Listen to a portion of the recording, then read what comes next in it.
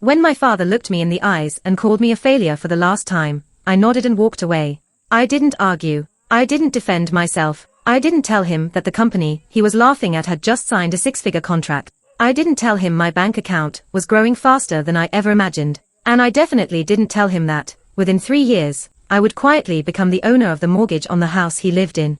The same house where I had spent my childhood being reminded that I wasn't good enough. The same house where every achievement I earned was ignored while my older brother was treated like a hero. Back then, my parents thought I would never amount to anything. But life has a strange sense of humor, because one rainy Tuesday afternoon, my father sat across from me in a conference room, asking for help, and neither he nor my mother had any idea that the person holding their financial future in his hands was the son they had spent years dismissing. My name is Ethan Carter. I'm 32 years old now. And this story begins when I was 16. Growing up, I learned something very early. In my family, love wasn't unconditional. It was earned. And unfortunately for me, I was competing against my brother Ryan.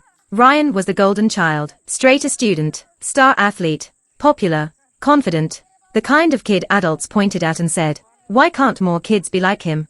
Every trophy he won got displayed in the living room. Every accomplishment became a family celebration. When Ryan scored the winning touchdown, my parents hosted a barbecue. When Ryan got accepted into college, they invited relatives from 3 states away. When Ryan bought his first car, my dad proudly showed pictures to everyone he knew. Meanwhile, I was invisible. Not because I was lazy. Not because I got into trouble. I simply wasn't Ryan. I preferred computers to football, books to parties, building things to showing off. At 16, I was already teaching myself coding online. I spent hours learning software development after school. But whenever my parents saw me sitting in front of a computer, they assumed I was wasting time. One evening, I showed my father a small application I had built. I remember being excited. Maybe for the first time, I thought he'd be impressed. "Dad, look what I made." He barely glanced at the screen. "What is it?" "It's an inventory management program." He shrugged. "Looks like a video game." "It's not a game." "Then why are you spending so much time on it?" I felt my excitement disappear. "I'm learning." My father laughed. "Learning what?" "How to sit in a chair all day." My mother joined in. "Ethan, your brother is outside practicing. Maybe you should spend less time hiding in your room." That moment stayed with me. Not because it was the worst thing they ever said, because it became the pattern. Everything Ryan did was viewed as ambition. Everything I did was viewed as laziness. By the time I graduated high school, I already knew what my parents thought of me. They didn't say it directly. They didn't have to. You can tell when people stop believing in you. And my parents had stopped believing in me years earlier. The real conflict started after graduation. Ryan went to a prestigious university. My parents couldn't stop talking about it. Every conversation somehow came back to him. Meanwhile, I made a decision they hated. I didn't want to attend an expensive 4-year college immediately. Instead, I wanted to work, learn programming, and build a business. When I told them, silence filled the room. Then my father laughed. Not a happy laugh. The kind that makes you feel small. "A business?" "Yes, doing what?" "Software development." My mother looked concerned. "You mean computer stuff?" I nodded.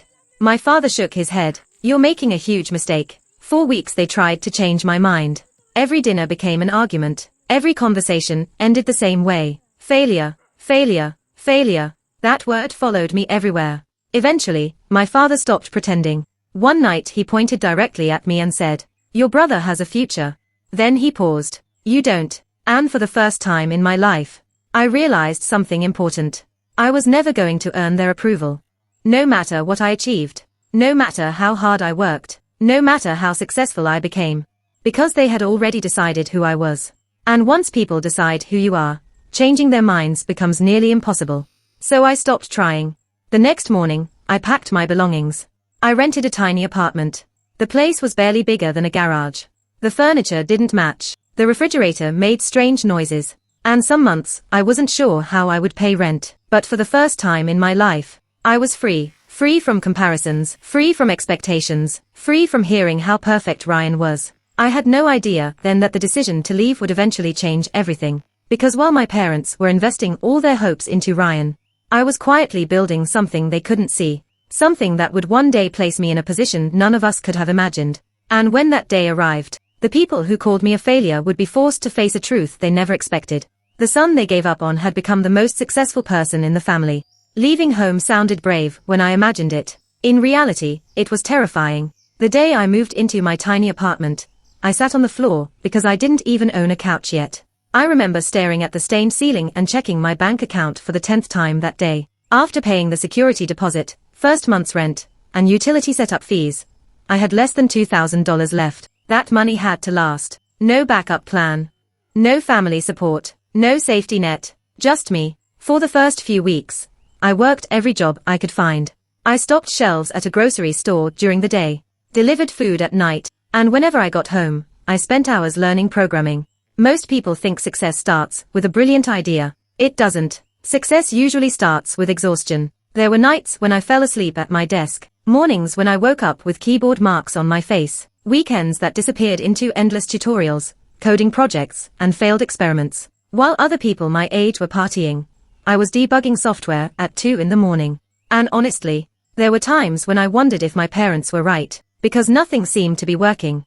Months passed, then a year. I built applications, websites, tools, small software products. Most of them failed, some never got a single user.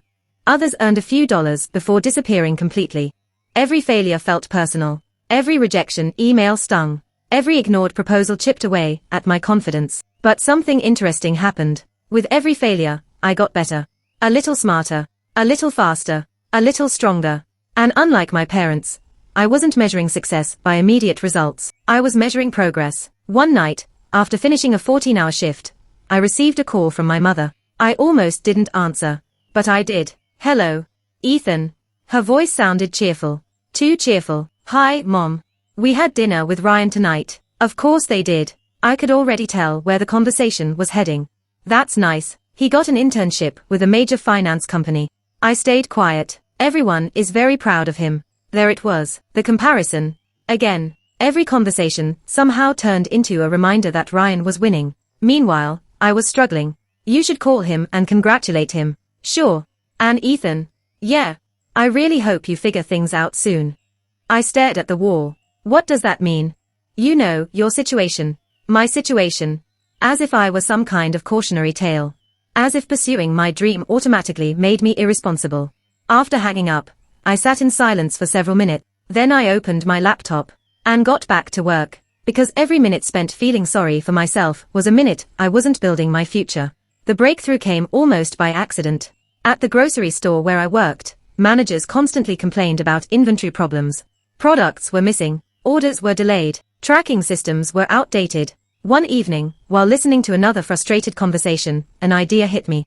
I could solve this. Over the next 3 months, I built a software platform designed specifically for small businesses. Simple, affordable, easy to use, nothing revolutionary, just a practical solution to a real problem. When it was finished, I started contacting local businesses. Most ignored me. Some laughed. A few listened. One owner agreed to try it. Then another. Then another. The first month, I earned $200. The second month, $600. The third month, $1,500. It wasn't life-changing money, but it was proof. Proof that someone was willing to pay for what I created. For the first time, this wasn't just a dream. It was becoming a business. I remember celebrating by buying myself a cheeseburger and fries. That was my victory dinner. No fancy restaurant. No champagne. Just relief. Because after years of doubt, I finally had evidence that I wasn't completely crazy. As the months passed, revenue slowly increased. Clients referred other clients. Word spread. The software improved. And eventually, something incredible happened. My business started earning more than my grocery store job. The day I quit felt surreal. I walked out of that store carrying a small cardboard box. No dramatic speech. No grand announcement. Just quiet satisfaction. I sat in my car afterward and smiled. For the first time in years, I was working entirely for myself. Meanwhile, Ryan's life looked perfect from the outside. Great job, great salary, prestigious company. My parents couldn't stop talking about him. At every family gathering, he was still the star. And I was still the disappointment. One Thanksgiving dinner perfectly captured the dynamic. The entire family was gathered around the table. My aunt asked what everyone was doing these days. Ryan spent 10 minutes describing his finance career. Everyone listened attentively. Then she turned to me. What about you, Ethan? Before I could answer, my father jumped in. He's still trying to make that computer business work. The way he said it made it sound like a hobby. Not a company. Not a career. A hobby. Several relatives nodded politely. The conversation immediately moved on. No questions. No interest. No curiosity. I sat there quietly. And for the first time, it didn't bother me, because they only knew the old version of me. They had no idea what was happening behind the scenes. They didn't know revenue had crossed 6 figures. They didn't know I had hired my first employee. They didn't know companies from other states were becoming clients. They didn't know my business was growing faster every month. And honestly, I preferred it that way. Success is often easier when nobody is watching. 3 years after leaving home, I moved into a much better apartment. Then a year later, I bought my first house. Not a mansion, not some luxury estate, just a nice home in a quiet neighborhood. I paid for it myself. No cosigner, no family assistance, no inheritance, just years of work. Standing in that empty living room after closing the deal, I felt proud. Not because of the house, because of what it represented. Every sacrifice, every sleepless night, every moment people doubted me. Every time someone called me a failure. It was proof that persistence works, even when nobody believes in you. A few weeks later, my mother called again. This time, her tone was different. More serious. Ethan, have you talked to your father recently? No. Ryan's company is having layoffs. I sat up straight. What happened? They cut a lot of positions. Is Ryan okay? For now. For now. Those 2 words lingered. Because suddenly, for the first time in years, the golden child's future wasn't guaranteed. And neither my parents nor Ryan were prepared for what was coming next. The economy would shift. Investments would fail. Jobs would disappear.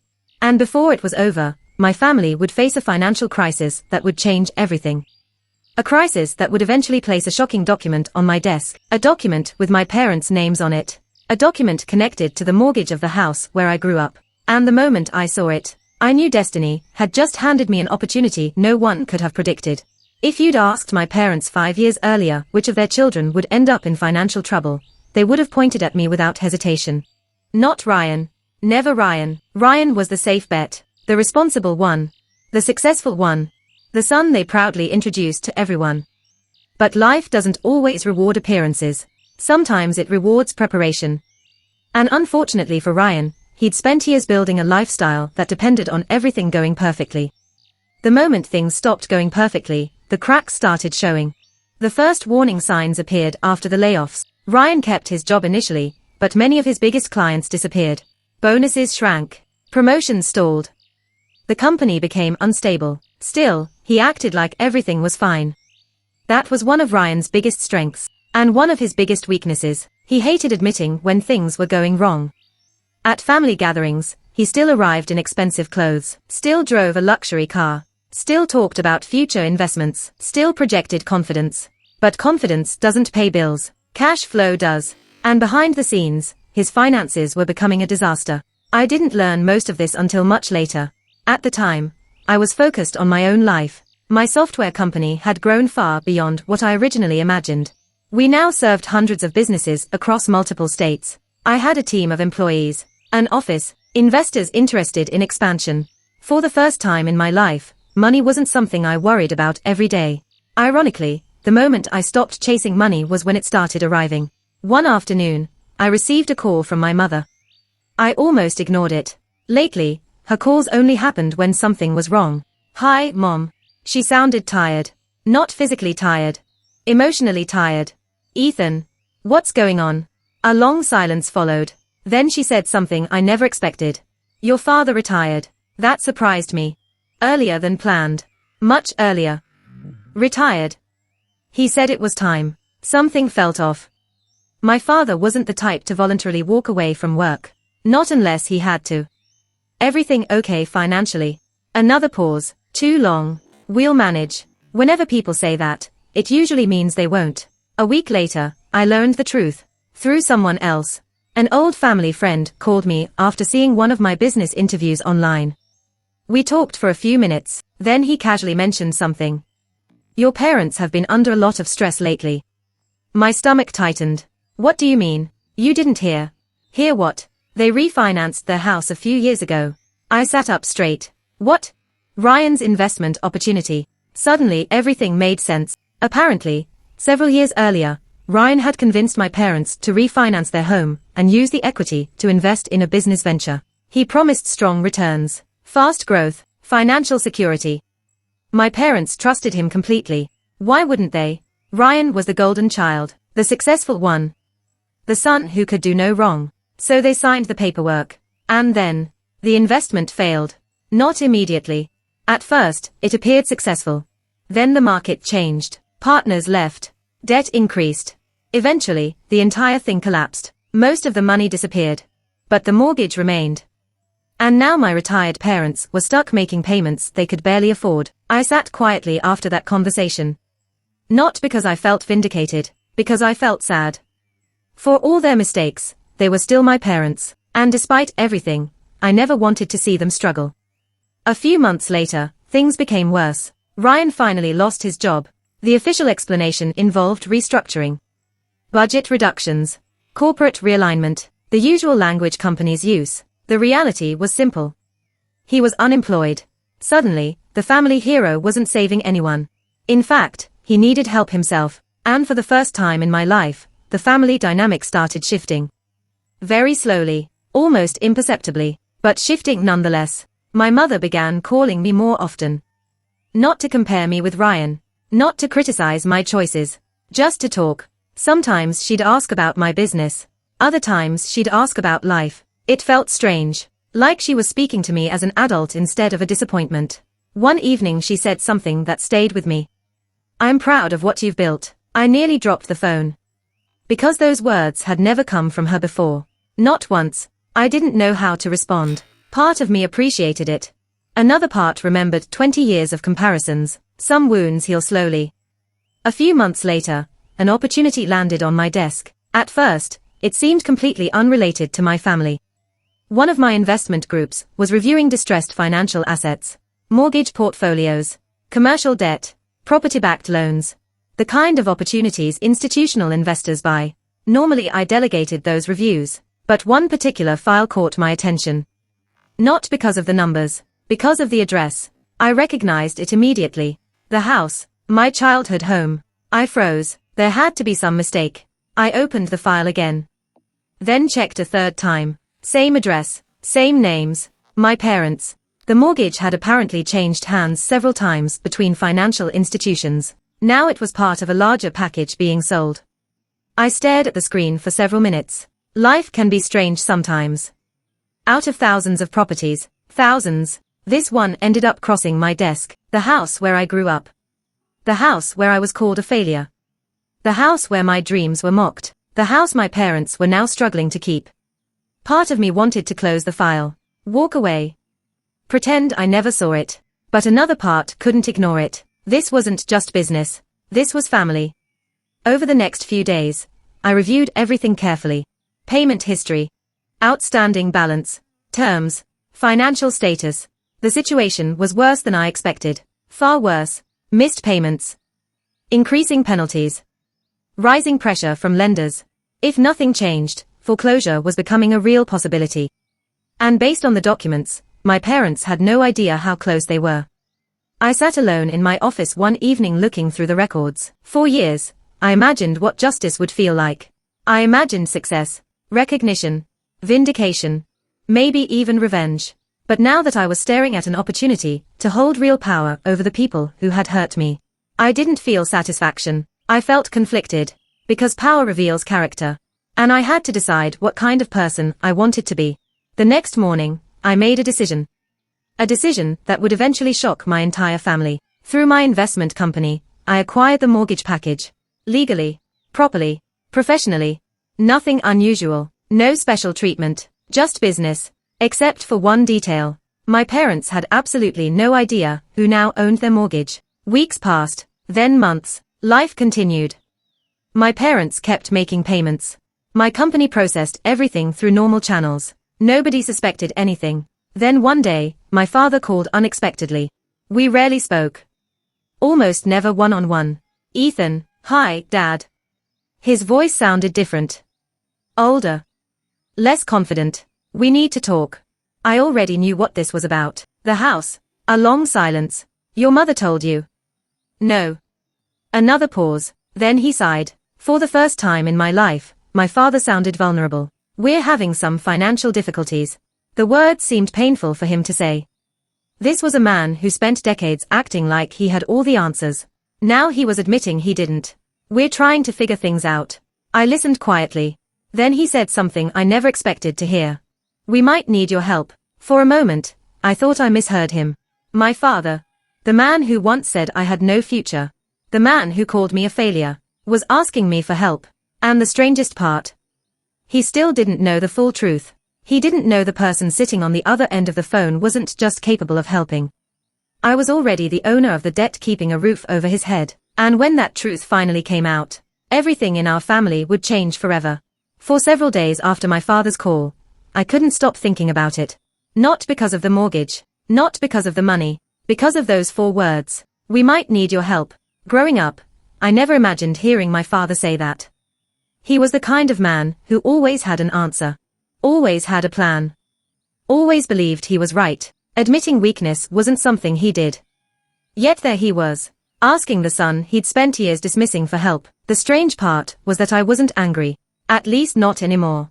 Years earlier, I would have enjoyed the irony. But success changes your perspective. When you're struggling, revenge feels important. When you're successful, peace becomes more valuable. Still, old wounds don't disappear overnight.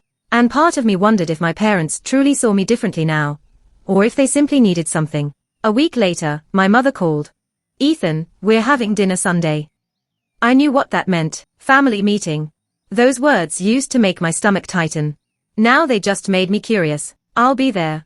When Sunday arrived, I drove to my parents' house. The same house, the same driveway, the same front porch. Nothing had changed, yet everything felt different. Standing there, I remembered being 18 years old and carrying boxes down those steps, leaving with almost nothing. Leaving because I was tired of being compared to Ryan.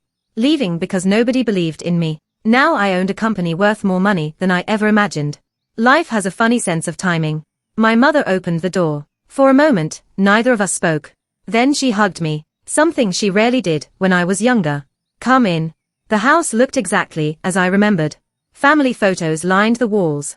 Most featured Ryan. Some things never change. Inside the dining room, my father was already seated. Ryan sat across from him. The atmosphere felt heavy. Nobody seemed comfortable. After a few minutes of small talk, my father finally got to the point. We're in trouble. Direct, simple, honest. Maybe more honest than he'd ever been with me. I listened quietly. My mother looked down at the table. Ryan stared into his coffee. And for the first time in my life, nobody looked confident. Nobody looked in control. My father explained everything. The failed investment, the refinancing, the growing debt, the missed opportunities, the pressure from lenders. Most of it I already knew. But I let him talk. Sometimes people need to say things out loud. When he finished, silence filled the room. Then Ryan spoke. This is my fault. Everyone looked at him. His voice cracked slightly. I convinced them. My mother immediately shook her head. No. But Ryan continued. It was my idea. The room became quiet again. For years, Ryan had been treated like the family genius. The success story. The example everyone else was supposed to follow. Now he was carrying guilt that clearly weighed on him every day. And honestly, for the first time, I felt sorry for him. Because being the golden child comes with its own burden. People expect you to keep winning forever. Eventually that's impossible. My father rubbed his forehead. We're trying to avoid losing the house. There it was. The real fear. Not money. Not embarrassment. The house. Their home. The place where they'd spent decades building memories. Then my father looked directly at me. Ethan. I met his eyes. You've done well for yourself. No comparison. No criticism. No sarcasm. Just a simple fact. That alone felt strange. We were hoping you might have some advice. Advice. Not a loan. Not a handout. Advice. For a moment, I considered telling them everything right there. I could have ended the mystery instantly. I could have said, the mortgage you're worried about. I own it. But something stopped me. Not because I wanted drama. Because they weren't ready to hear it yet. Instead, I asked a question. Do you know who currently owns the mortgage? My father shook his head. No. Have they contacted you directly? Only through notices and statements. I nodded. Interesting. Exactly as expected. The servicing company handled everything. My involvement remained invisible. Ryan leaned forward. Why? I shrugged. Just curious. The conversation continued for another hour. Numbers, options, possibilities, potential solutions. Throughout the discussion, something became increasingly clear. My parents expected me to help, but they had no idea how much power I already had over the situation. Eventually dinner ended. As everyone stood up, my father surprised me again. Ethan, I turned. He looked uncomfortable, almost nervous. I owe you an apology. The room froze. Even Ryan looked shocked. I honestly wasn't sure I'd heard him correctly. My father didn't apologize, ever. Yet here he was, standing in the middle of the dining room, trying. I wasn't always fair to you. Years of memories flashed through my mind. The comparisons, the insults, the disappointment, the constant reminders that Ryan was better. And suddenly, hearing him admit it felt strange. Not satisfying. Not triumphant, just strange. Because when you've carried something for years, you imagine the apology will fix everything. It doesn't. It helps, but it doesn't erase the past. I nodded slowly. Thank you.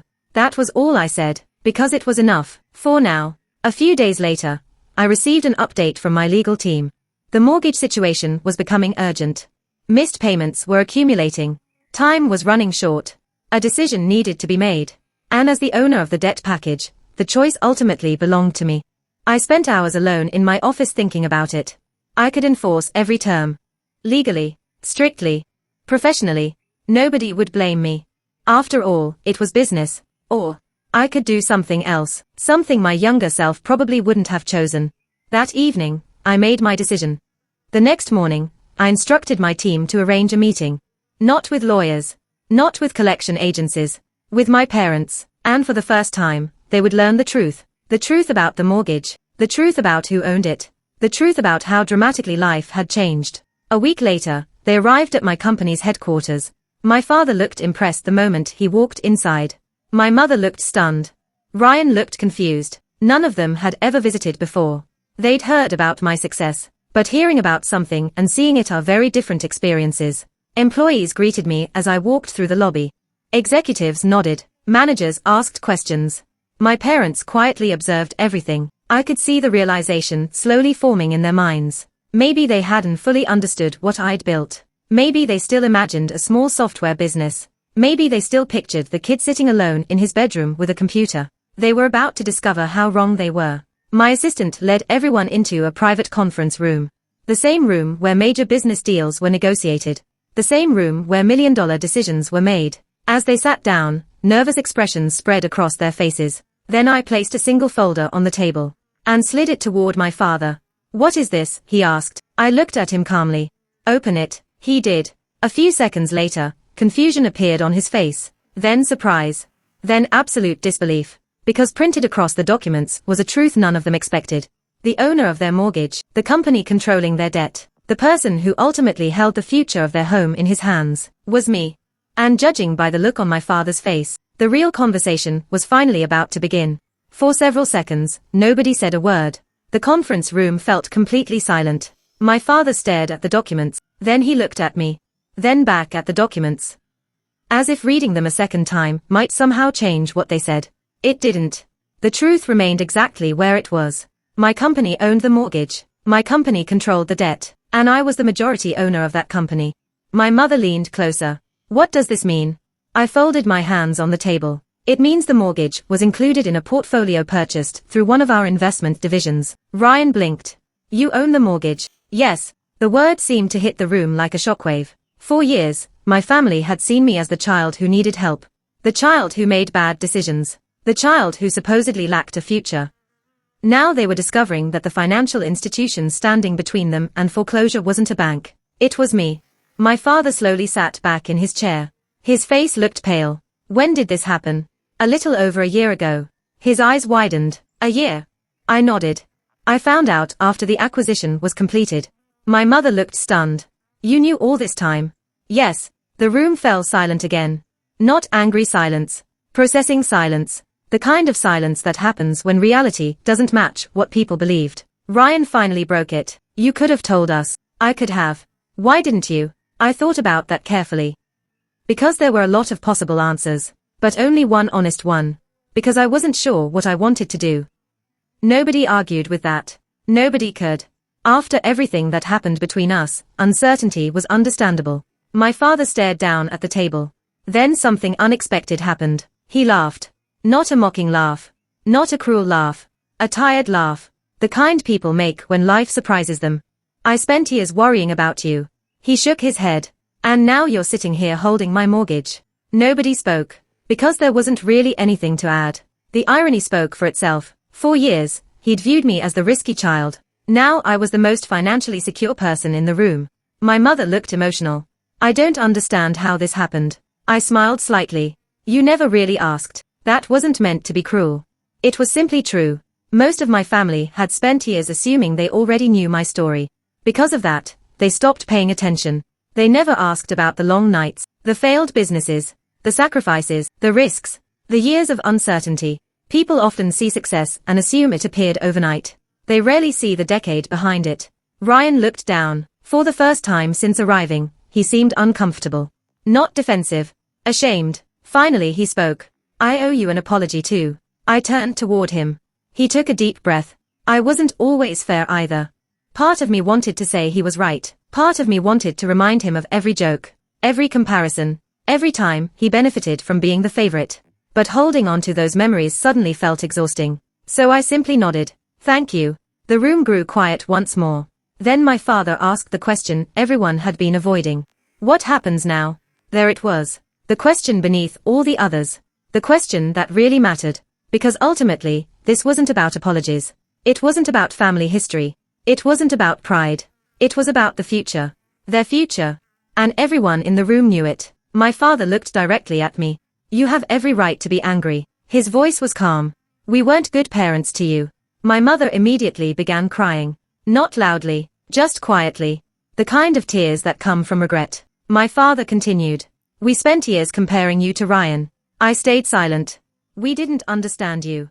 Another pause. And by the time we realized that, a lot of damage had already been done. For a moment, nobody moved. Nobody interrupted. Because everyone knew he was telling the truth. The past couldn't be rewritten. It couldn't be fixed. It couldn't be erased. All we could do was decide what happened next. My father took a deep breath. If you choose not to help us. His voice cracked slightly. I'll understand. That sentence hit harder than anything else he'd said. Because for the first time in my life, my father wasn't speaking from authority. He was speaking from humility. And humility changes people. I looked around the room. At my mother. At Ryan. At my father. Then I thought about the version of myself who left home at 18. The angry version. The hurt version. The version that dreamed of proving everyone wrong. That younger version would have loved this moment. He would have enjoyed the power. The leverage. The opportunity for revenge. But I wasn't that person anymore. Success had changed me. Not because it made me better. Because it gave me choices. And one of the greatest privileges in life is choosing who you become after being hurt. I opened the folder again. Then slid a different document across the table. My father frowned. What is this? Read it. He adjusted his glasses and began scanning the page. Halfway through, his eyes widened. Then he looked at me. Then back at the page. Then at me again. What is this? I smiled. A modification agreement. My mother wiped away tears. A what? It reduces the balance. Nobody moved. Nobody spoke. The room seemed frozen. My father read the numbers again. Then again. His hands actually started shaking. Because the balance wasn't just reduced. It had been reduced dramatically. Years of pressure. Years of interest. Years of financial strain. Gone. Ryan stared at me. You're serious? Yes. My father looked speechless. Why? The answer came easily. Because I'd spent months thinking about it. Months deciding what kind of person I wanted to be. Because I don't want your house. Nobody spoke. I continued. I don't want revenge. Still silence. I already won. My mother's tears returned instantly. My father looked away. Ryan covered his mouth. And suddenly, after years of conflict, nobody seemed interested in defending themselves anymore. Because they finally understood something important. This meeting wasn't about power. It wasn't about money. It wasn't about punishment. It was about grace. The thing nobody expected. The thing nobody thought I'd choose. And the thing that changed everything. But the biggest surprise was still waiting. Because there was one final decision I hadn't revealed yet. One final choice that would leave my entire family speechless. And when they heard it, the mortgage wouldn't be the thing they remembered most about that day. For several moments after I slid the agreement across the table, nobody spoke. My mother quietly wiped tears from her eyes. Ryan stared at the paperwork. My father simply sat there, reading the same page over and over, as if he couldn't believe it was real. Finally, he looked up. "You don't have to do this." I nodded. "I know." "Then why are you?" The answer wasn't complicated. It just took me years to understand it. Because revenge sounds satisfying when you're hurting, but healing is what actually gives you peace.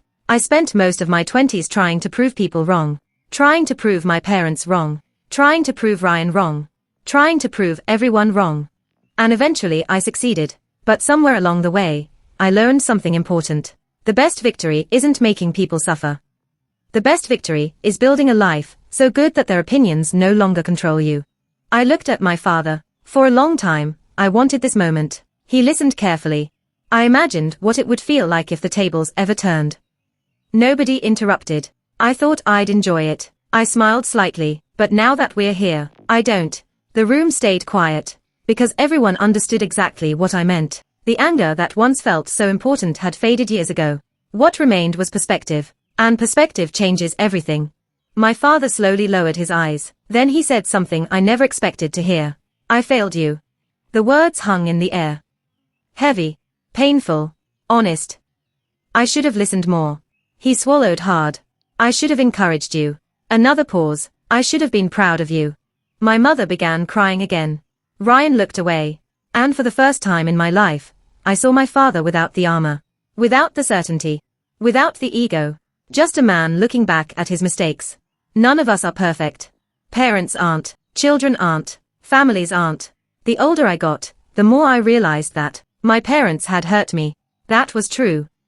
But they were also human.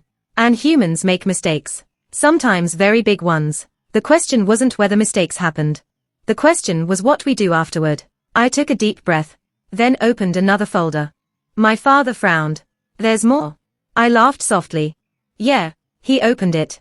And almost immediately, confusion appeared on his face, then shock, then complete disbelief. Again. "What is this?" My mother leaned over. Ryan looked too. A few seconds later, both of them froze. Because the document contained one sentence none of them expected.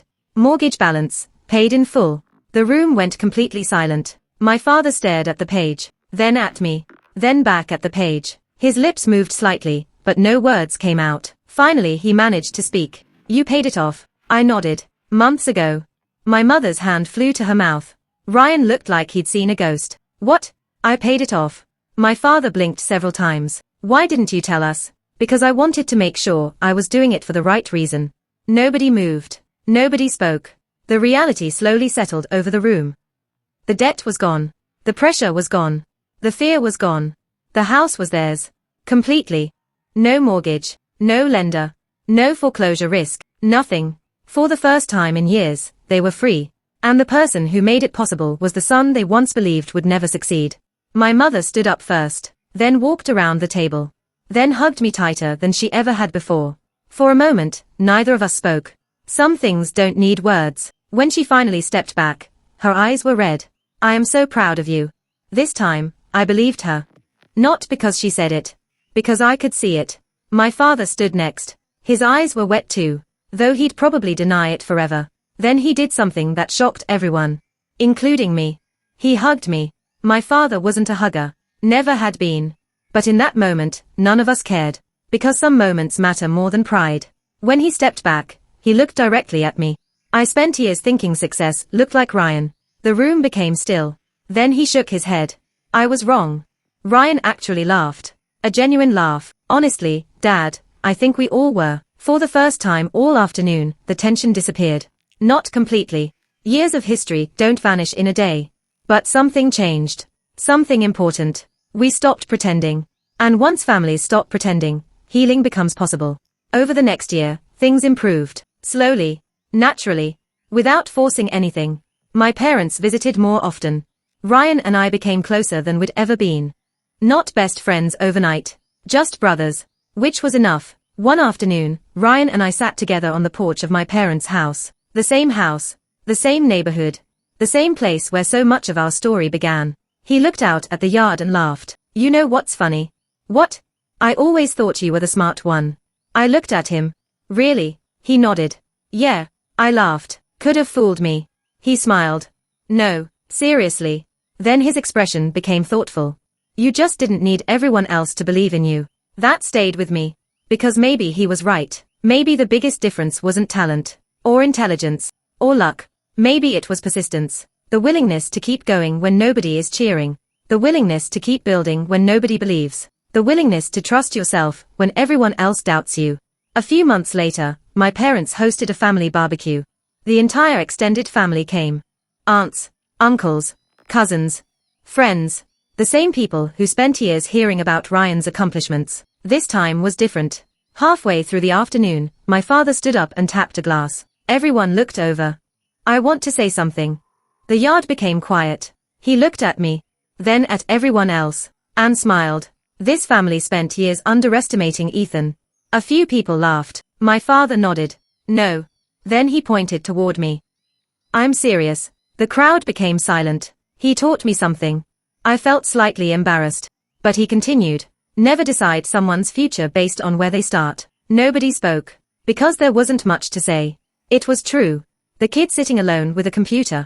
The kid everyone overlooked. The kid who was called a failure. Had become the person who saved the family home. Not through revenge.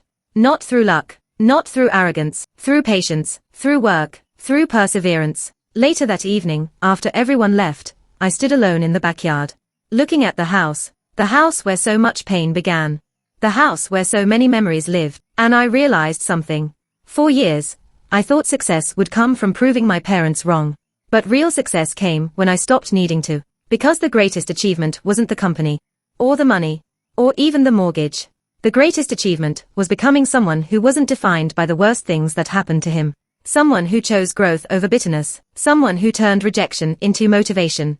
Someone who built a future instead of living in the past. And if there's one thing I've learned from this entire journey, it's this. People will underestimate you. People will doubt you. Sometimes even the people who should believe in you won't. But their opinion is not your destiny. Keep building. Keep learning. Keep moving forward. And one day, the life you create will speak louder than anything they ever said.